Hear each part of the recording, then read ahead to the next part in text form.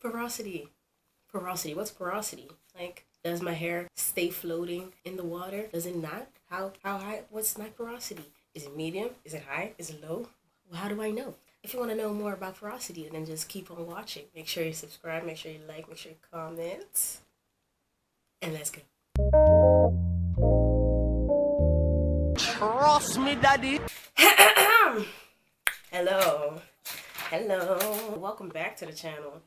I should say welcome back to myself too, because this video is a week late, and that's because your girl was very sick.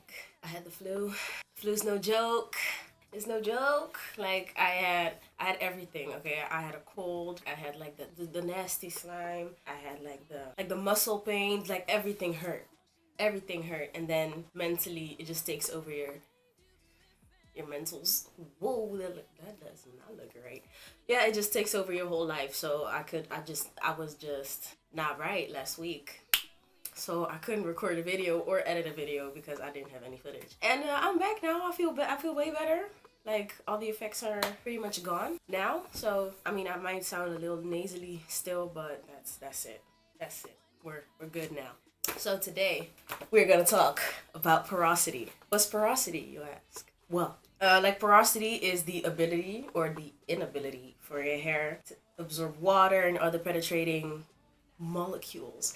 Okay, let me put that in me language. Your hair has like an ability to absorb products and water and things that penetrate your hair shaft. So porosity is the ability or the inability, like the spectrum of how your hair absorbs those products, those elements. And you have different types of porosity. You have low porosity, medium porosity, and high porosity. Now, if you hear those three words, you think like, okay, this is a bracket. Like, this bracket is low porosity, this bracket is medium porosity, this bracket is high porosity. But I watch Green Beauty. Like, I did my research on porosity, and like, Green Beauty does a great job at explaining what it all is. And she just uses the greatest visuals, the greatest explanations. I just love watching her videos. So I'm definitely gonna link all the videos that I watched as an inspiration for my explanation today. Yeah, so she says like there are no brackets because obviously everybody's hair is different, so you're not gonna fit into one bracket. Just like with the hair types, you have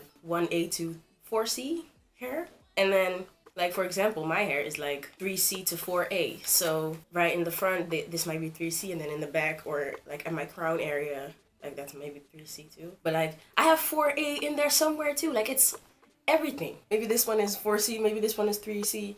We don't know. I mean, 4A. See, I don't even remember my hair types because it's not that deep. But the spectrum, right? So you have wait, how are you guys gonna see low porosity and then high?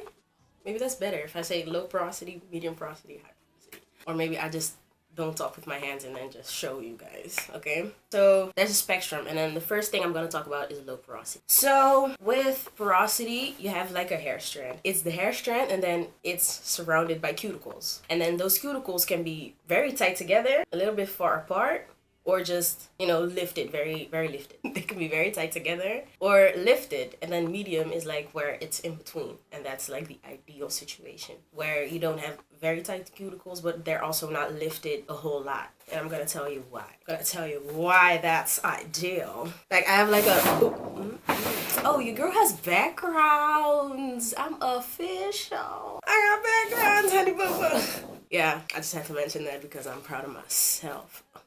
I'm proud. Okay, so the difference in porosity is very like flexible. It's very flexible because porosity, everything influences porosity. Everything you do to your hair. So everything from just touching it like this, the environment, everything that's around it that influences the way that your hair is gonna absorb all the products. It increases your porosity. So say that you have like a low porosity and you just continually use heat and you continually comb your hair in a harsh way also, but you do it a lot and you also wash your hair a lot, then your low porosity is gonna start like increasing into high porosity because you're manipulating your hair a lot, and that's not right. You know, because it's gonna start lifting the cuticles, which is a good thing if it's like up to one point, which is medium porosity. Like, you want to be in that medium range, because once you go way too high, you're gonna have the problems you have with high porosity, and we don't want problems. That's the whole thing, you know. If you have a low porosity, you got problems. If you got high porosity, you got problems too. But you can help those problems. You can help fix those problems. So don't go, you know, too deep into these things. I'm gonna talk about manipulation. The normal manipulation rate is when you're just not doing a lot to your hair. You're doing like maybe protective styling. Maybe you're doing a wash and go that you can keep on for a few days. Or maybe you're keeping your hair in a bun. You're not doing a lot to your hair every single day. You're not washing your hair every single day or washing your hair too much. And obviously that can vary from how many times you need to wash your hair. Like for example, I need to wash my hair once a week, and that's like good. If I start washing my hair way too much, then it's gonna have an effect on my hair. My porosity is gonna change. So really just don't manipulate your hair too much. Then like don't do it excessively. Gentle combing, that's a normal, gentle combing at like a normal rate. So for example, if you're doing a wash and go, just comb your hair out and then put your product and do whatever you need to do. But then after that, you don't manipulate your hair again. Like you don't comb it again, if you know what I'm saying. Like I know I'm like talking about a serious subject here, but I'm still Meese, so it's a little hard to get into that role, you know, to get into that teacher role right here, right now. And then obviously excessive manipulation, if you style your hair too much, if you use too much heat every single time, if you, well, excessively wash your hair, frequent hair combing. Also dry hair is like prone to hair damage, so you gotta be cautious with your hair. But that, I feel like that's pretty self-explanatory. If your hair is very dry, then don't comb through it too much. You gotta be gentle, you know, gentle. So, for the low porosity hair, we're going to start with low porosity. So, low porosity hair is, you have the hair strand and the cuticles are very tight together. Because if the cuticles are very tight together, put like a picture here of Green Beauty's very thorough visuals, man. Like this right here is not working right now. It's very slow. Her visuals, I'll put her visuals right here so you can know what I'm talking about. The cuticles are very tight together. And like the main function of cuticles is to protect your hair and then also to let moisture in. But it's to protect like the shaft in the middle, hair strand in the middle. And then you have cuticles are protecting the shaft in the middle, you know? So with low porosity, the cuticles are very tight together, which means that it's very protected. But that also means that okay, that also means that products have a harder time to penetrate the hair because the cuticles won't let it do that. So with low porosity, what you might notice is that your hair takes longer to dry, and that's because the strands, they take in the moisture that they need, and then everything else it rejects, so the cuticles start to close. And then what happens is that you see the water beads. So if you see the water beads, that might be correct characteristic of low porosity hair. But what happens when you come out of the shower is that it takes super long to dry, because it's good that it doesn't take in excessive moisture, excessive water. But then again, when it's supposed to dry, it takes longer for the water to evaporate out of the hair because the cuticles aren't open, so it doesn't go out easily. It's a little bit tighter, so it goes out harder.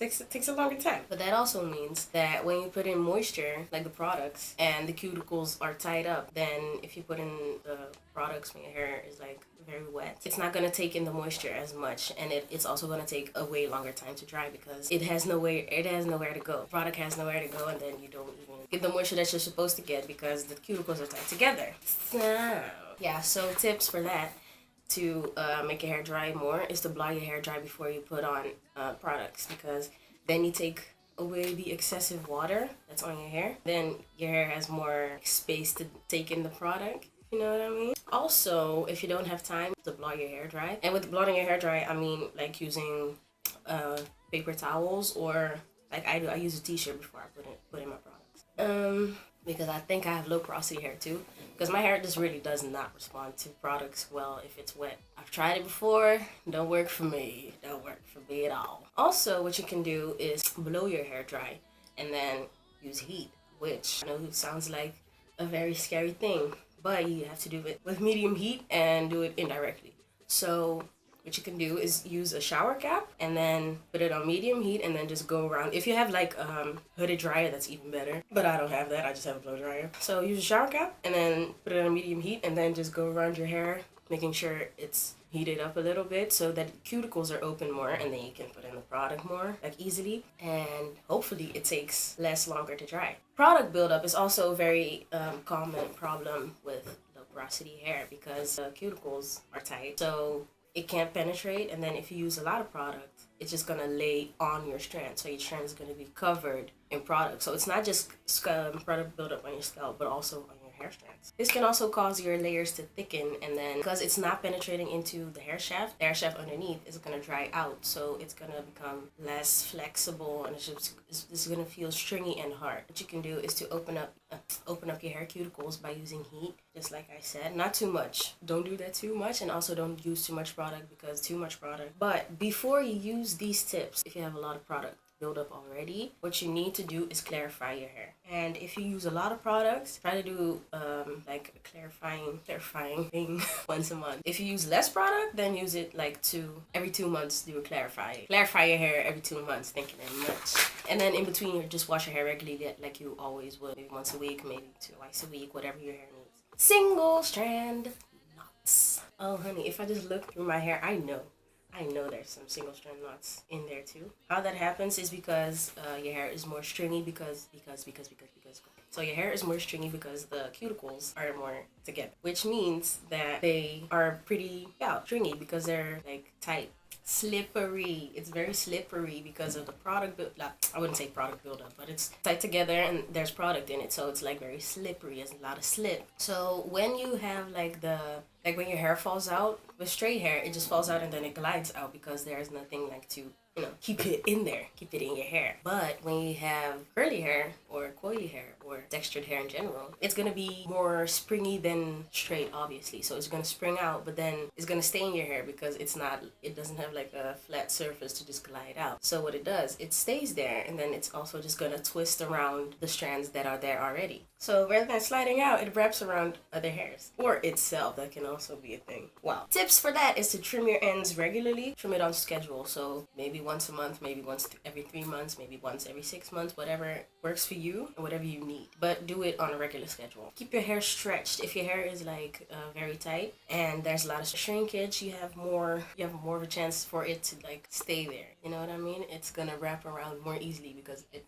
doesn't have like a easy way to go out. So if your hair is stretched, like it's more likely to slide out eventually. Also, finger detangle on schedule. So finger detangle like when you're doing your hair in the shower or outside of the shower. Like if you finger to detangle your hair on a schedule, there's like you're taking the single strands out regularly, so it doesn't have time to build up single strands, so you can take them out before they start to knot, if you know what I mean. Also, tight shrinkage. It shrinks a lot. It just shrinks. And I know everything about that. My hair is not natural. It doesn't naturally just stay like this. This is stretched hair.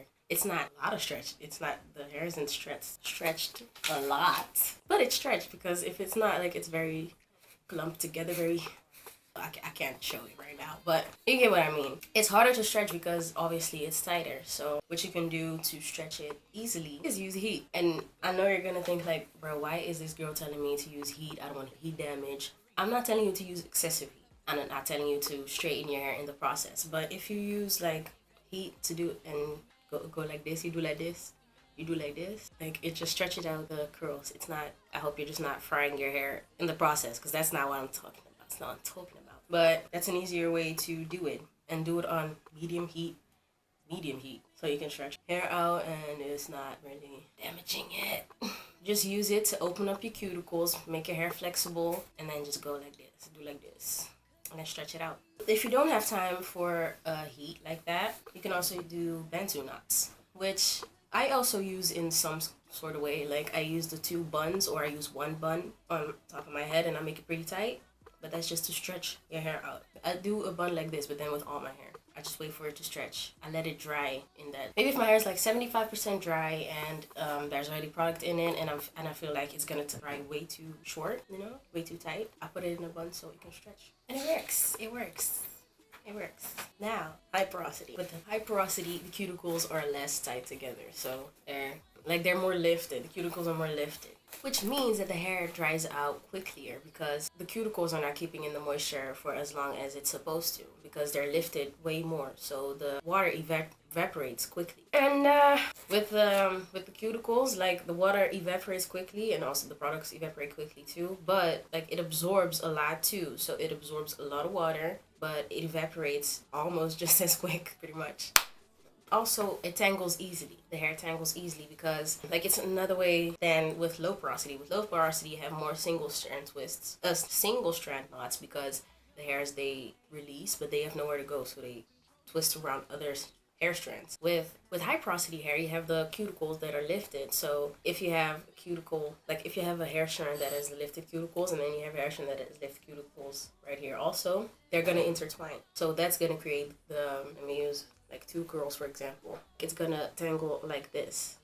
So it's not gonna tangle like this, like with single strand knots, but it's gonna tangle like this because the cuticles are gonna intertwine with each other and just gonna lay on top of each other. It's just gonna latch onto each other. That's what creates the tangles. It's not stringy, so they latch onto each other. That's what happens. They don't slide. What you can do to prevent that is to stretch your hair and use length retention. And luckily with high porosity hair stretches very easily. It doesn't curl up as much, like there's not too much shrinkage. Also, high porosity tends to break easily, so you have to use a light hand with everything that you do, so you just make sure that you prevent breakage. So like I said, the pros are that it's easier to stretch, and also because the cuticles are lifted, the products penetrate more easy. It's just that the cuticles, they stay like that, so they don't protect the product in there, you know what I mean? So you have to do yourself. You have to create that layer yourself, and that's what you do with oils. You know, you gotta use something to lock in that moisture. Protein treatments are also very good for high porosity hair. It patches up the lifted areas. It makes sure that the lifted areas, like they're under each other like that. Protein makes sure that they, I wouldn't say close, but it's like a temporary shield. Yeah, it conditions and softens the hair, so it makes sure that the hair is soft, and it stops it from, I wouldn't say stop it from tangling, but it prevents it as much as it can. Also, acidic spritzes or ACV rinses are very helpful. And like I said, you have to seal it in with butters or oil, so it creates a protection layer and it seals in the moisture, which you can do by using the LOC or the LCO method, whichever helps you more. Then the medium porosity level is like, it's just a mix of characteristics of the low and the high porosity levels. It's both high and low. It retains length easier than a lot of other hair types, I guess. It retains length the least amount of work. Like with low porosity hair, you have to stretch your hair more. With high porosity, you have to make sure that the moisture is in more. Like you have to do a lot of work. With medium porosity hair, you don't have to do a lot of work, and your hair just grows pretty fast, like faster than average. Low porosity hair needs heat to open up the cuticles and make sure that the moisture goes in. And then high porosity needs something to close off the moisture so that it stays with the hair shaft, with the hair strand. You know what I mean? With medium porosity hair, it holds the moisture and it doesn't need heat to open up the cuticles because the cuticles are like ideally lifted, I guess. For example, low porosity hair is like close together. They have the medium and they have lifted. So like this. Alright. Also, it has moderate tangles and knots. Like with low porosity hair, you have the single strand knots. And then high porosity hair just tangles a lot. With medium porosity, you don't really have, like you have both problems, but not at a really high rate. Also, semi-tight shrinkage. You have to do some effort to stretch it, but not as much as you do with low porosity. And you have to do a little bit more effort than you do with high porosity. That's pretty much the thing with porosity. Those were the tips that I got out of the videos, and I hope that really helped you. If you have more questions, like please leave them in the comment section below. If you want me to talk more about, like go more in depth about like how to maybe do rinses, maybe clarify, let me know. I'll find out and I'll record it. So let me know what kind of porosity you have. I have low porosity. Well, I will see you guys in 2 weeks. 2 weeks. Sorry for like my absence due to my sickness, but you know, I'm better now. And I'm gonna do my job, do my work. I'll see you guys in 2 weeks, and make sure to subscribe, make sure to like, make sure to comment, make sure to share it with everybody that you know, everybody you think that needs to know about porosity. You know, link it. I'll see you guys in the next video.